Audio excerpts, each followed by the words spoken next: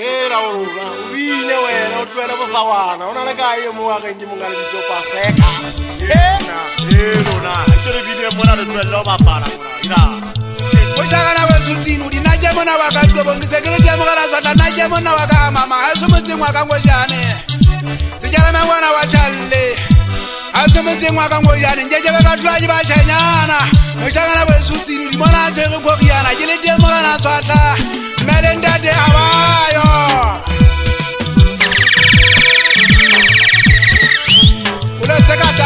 metse mola ke tabila ke se ke le teng ya mola motho wa marikane tle ke ntata ba shangala ke ntwa motibela ka banana le betse ba shangala bana tle banna he banna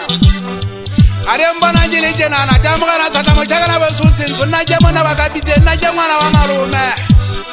o yetse ba shangala bana ke mole go mathanga le gumo go wa fela o jene tsileng bobolanyana o jale masiu fela no tsba ju go bale tamogana tshwata kula ke shabile ba shangala bana ke le nna ke monna wa ka ngojane na ke monna wa ka mama ambona jile jenana sikela me mogana tshwata ke bana ka go di mamela ka tanga hanyane mona akwe mamele mogolwane ka tagena le ditwe ke yena mogana mmetse motho mafana majewano we mere tigisa le montsena nang a itoto ba le kheke monna a jale kwa ba tshangana bana ba ga tswa ka sunya ja fosa mogana tshwata ke ntse ke tsaba kana diamong a re mbona jile jenana nna je monna wa ka ngojane e ka ba le ke tutswe keng a se motseng wa kwa ngojane ke tsile kwana ke baleya ambona jile jenana ka tsaka hola motseng wa ba ka bitseng bona ha bo sentso nna ke uditswa ke marume wa ka bona ngwatanga gata ne bile ke go wanso tla ga dinyana bo nguta bonna o jana sanga gati motlombe nga be ke le selenga be go tla ke bana ba shenyana bana marume ka nnete ke a leboa ka nnete nguditse hantle o jagna ka jata mana tshwata motlombe naka be go gejetse baby dona o tsube ka lesiba moshangana ba so sentse ke bile ka setenya fitilenyela ka go tsaka marume hantle ba le monsena ba se ba ke mbone wa tsofala a mbana ke le tjenana nna ke ngwana wa challe se ke na monna wa ka ngojane moshana wa eso unibethetso tya madala ka tshana ke yele ndata tswa kae bulisangana botsonyana